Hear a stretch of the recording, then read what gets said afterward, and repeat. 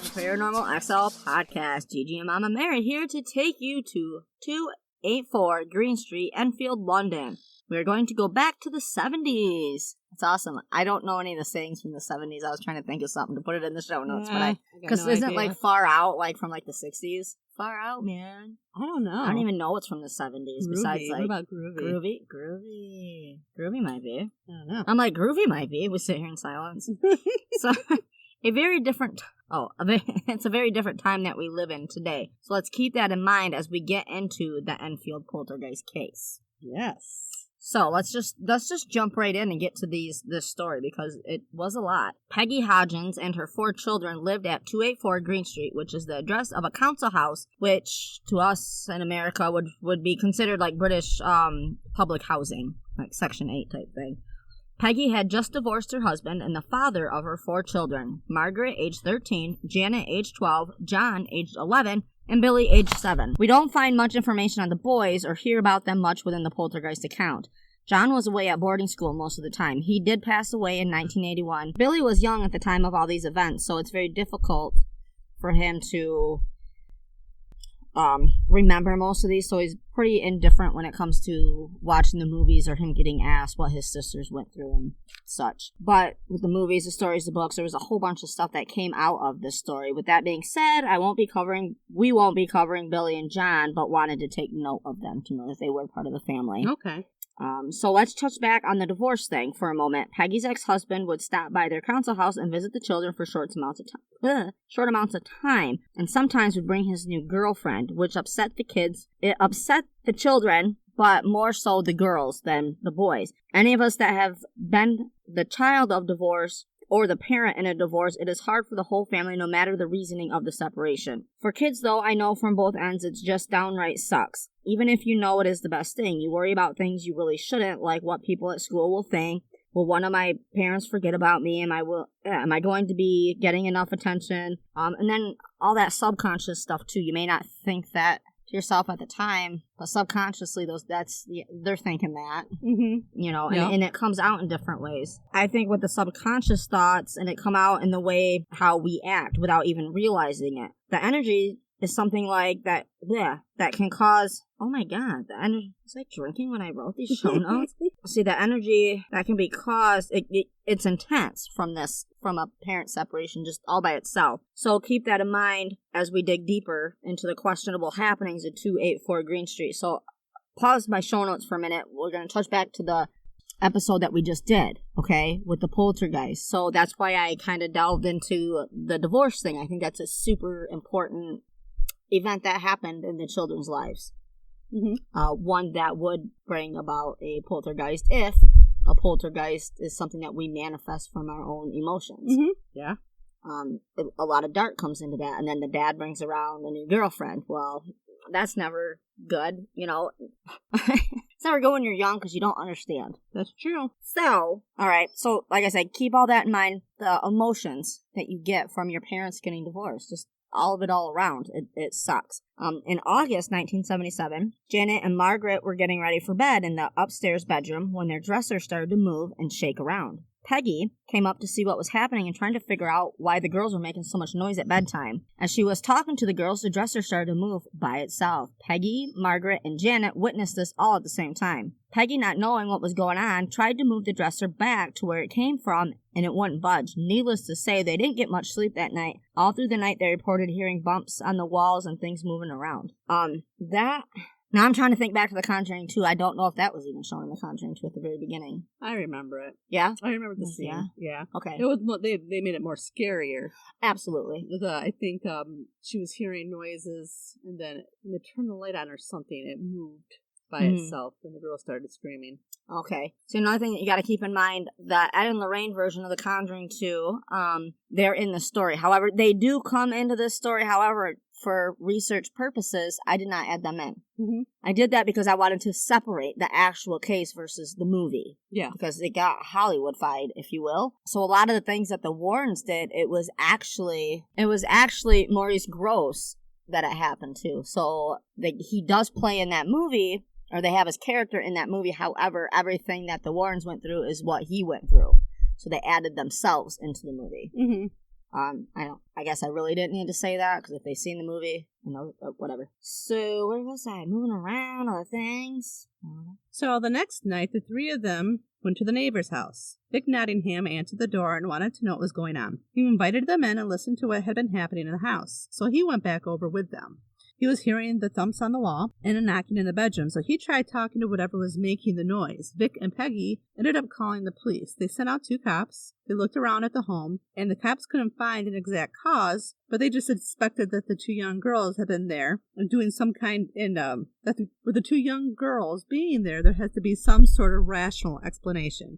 As they're explaining what happened, Officer Carolyn Heaps witnesses something that she couldn't explain. Here is the interview with her, and after that, we will take a short break and be back. Insert. It came off the floor, or maybe a ½ inch, I should say, and I saw it slide off to the right, about 3.5 to 4 feet before it came to rest.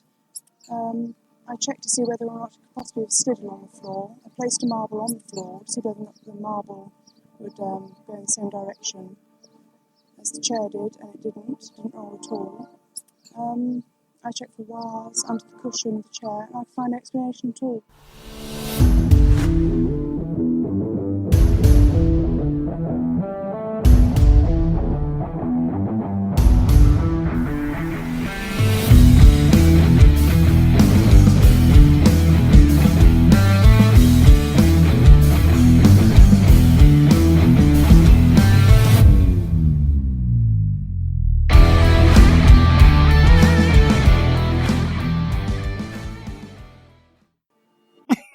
Insert clip. And we're back. So at this point, we left off with the female officer's account on what had happened on her visit, triggered from a phone call to the station from Vic and Peggy. No one knew what to do. They wanted to try a different approach because they had no idea who to turn to or who could help. Putting the story out there might reach someone that could help along the way. So on September 4th, 1977, they had journalist Douglas Pence and photographer Graham Morris from the Daily Mirror come to the house after Peggy and Vic called the paper. How they got the Daily Mirror to take an interest enough to send people out was the mention of how everyone has seen something strange, including the police. So having the police there witnessing these things really helped that account. Yes. Yeah.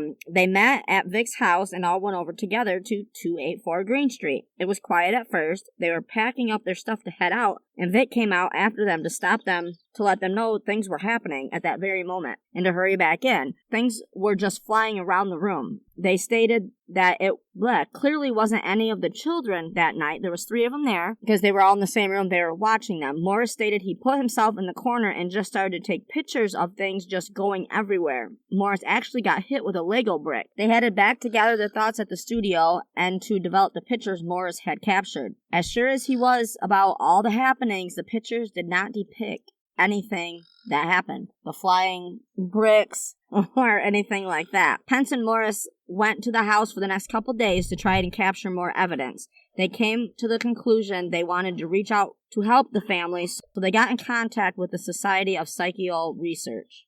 Now, the Society for Physical Research is described as a nonprofit organization. Did you say physical? I said psychical. Psychical? I don't know what it is, but... You're probably right. Let's start that again. The Society for Psychical Research is described as a nonprofit organization in the United Kingdom. Its stated purpose is to understand events and abilities commonly described as psychic or paranormal. It was founded in 1882. The SPR sent out new member Maurice Gross. Gross? Yep. New member Maurice Gross. Mr. Gross joined the society after the tragic death of his daughter in hopes of finding out that there was life after death. A question most of us want to know about, honestly, and I'm not sure many of us can handle that. You are? I'm not sure. I'm not either, because we clearly couldn't handle the Area 51 thing that everybody wanted to go storm. Like, you honestly think that we can handle seeing a big old green alien or gray alien? No. Like, we can't even accept the fact that we're all humans. And you want to throw another species in there? Mm-hmm. Come on now. Come on now. And the only reason I know what his name is because I was obsessed with watching the clips. I'm like, it is gross. That's super gross. I'm just kidding. Super. So Maurice stated he believed it was a poltergeist, a term the Hodgson family was not familiar with at all. After a few nights at this location, he felt backup was needed. So he called in Guy Playfair. Guy was a writer-journalist with a history of paranormal investigating. After a few nights there, Guy agreed with Maurice, stating that they had a genuine poltergeist they were dealing with. Guy and Maurice ended up staying at the location for 14 months. That's a long time. 4 months, yeah. That is a long time. What happens in these 14 months are things we definitely should question as believers and skeptics. There were more reporters sent out to the house to learn about what was going on. One was there when a chair was moved in the girls' room and no one was awake. The reporter and Maurice made sure of that. Like, they recorded it. So, like, if you go and find that recording, you see Maurice, like, opening the girl's eyelid. But I was, like, looking for, I remember being a kid, you know, when you kind of smirk or whatever, there was no emotion whatsoever, and it was her whites in her eyes that were showing, you know, when you're sleeping. Yeah. As I'm trying to, like, poke myself in the eye right now. That's good times. Looking in the eye. So by late October 1977, the whole family started sleeping in the same room for safety reasons. With that, though, the happenings were becoming more severe. Why I thought that was a good case or spot to stop the case, I don't know, because we are not that many I think probably because that's when they started sleeping, like in the movie, that's where it actually moved to the next level, where they had the Warrens come in to take a look, because it had reached that point for them. Yes, and I think, what do you think the reasoning is for that? I know what my thoughts are. Sometimes I think when you give more attention to the negative energy, the more it picks up. So the more they were afraid, there was energy to feed off of. Right. So the more they researched it, right, the more energy, the more people they brought in, the more energy there was to it. Like, it vamped it up. Right, and then them sleeping in the same room, all that energy in one spot, they were able to feed off from. That's why, like, it's important to not let your emotions rule you if you're going to do paranormal research or do things like that, just because it vamps up the negative aspects of it. Oh, absolutely. You need to, that vibration. You got to take yourself out of it. Like, learn your boundaries. Yeah. Set spiritual boundaries. Am I saying that right? Exactly. Like, protection. Protect yourself. I want to say more words. This one went a lot faster than I thought it was going to. However, I do think it's a good spot for us to take a break. Yeah. Do whatever. There was a lot of information very, very quickly. And it's the beginning of it. So, also, I'm just going to say random words. So with all those random words that I said for no apparent reason, because I am a poltergeist, let's listen together again to the female officer when she was interviewed or asked what she had experienced there. Maybe a half inch, I should say. And I saw it slide off to the right, about 3.5 to 4 feet before it came to rest. I checked to see whether or not it could possibly have slid along the floor. I placed a marble on the floor to see whether or not the marble would go in the same direction as the chair did, and it didn't roll at all. I checked for wires under the cushion of the chair, and I could find no explanation at all. Crazy, right? She even took and did what, paranormal investigators should be doing because you want to try to debunk and you need to stay on the fence when you're going in to investigate a location. She checked the wiring. She stuck a marble on. Like, I can see a marble moving, not so much a chair, because it takes more of a force, but it wasn't going anywhere. So, like, she did her due diligence, but they couldn't find any help. That's so sad that they had to leave like that. Well, yeah, because when you're a police officer, too, when you go there, you're going there to help, and, you know, if you can't see what's going on, you can't really help them if it's coming from another realm or, you know, whatever it's coming from. Yeah, pure craziness. The whole thing, as we delve deeper in, it's a lot of fun. Well, it's a lot of fun. It's interesting. It's intriguing. It's unexplainable, but explainable at the same time, depending on what your viewpoint comes in. Oh, absolutely. It's all about perspective. It really is. If you're a non-believer, then you're going to say, well, they were just making it up. But in reality, how could they make it up? There's a lot of things, and even at the end, there's some science that got brought in there as to this is why they didn't make it up, because this would have happened if... How can you make stuff just levitate? You're talking about, like, a woman and her children. Yeah, her 4 kids. Like, yeah, they had nothing to gain, nothing to lose. Yeah. Well, nothing to lose from any of this. Like, why? Why do they care? Yeah. That's what I said. I think some of it comes down to at the very, very end, like, okay, some of it they were actually captured doing themselves. Okay, not everything.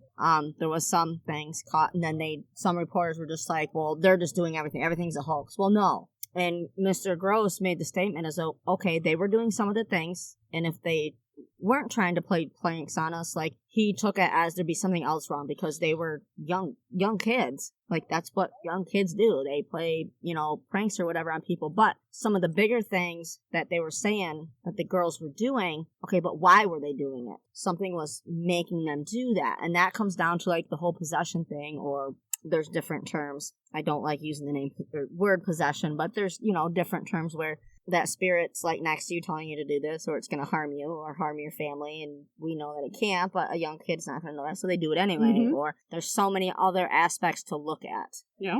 And it is easy to say, oh, nope, we've seen them do it, but why were they doing it? Some of the things that occurred, an 11-year-old girl, and she was tiny, couldn't have done it. She would not have been strong enough to do some of these things. I'm surprised that at some point they didn't say, let's blow up the cheese. Because in the 70s, that meant let's leave. Let's blow up the cheese. So with that being said, let's blow up the cheese on this episode, and we'll come back with episode 2 or part 2. It's time for later days. It is. So if you have any experiences like this one, please email the show at paranormalxl@writeme.com. Thank you for listening. Stay kind, stay humble, and remember, don't yuck someone else's yum. Ever.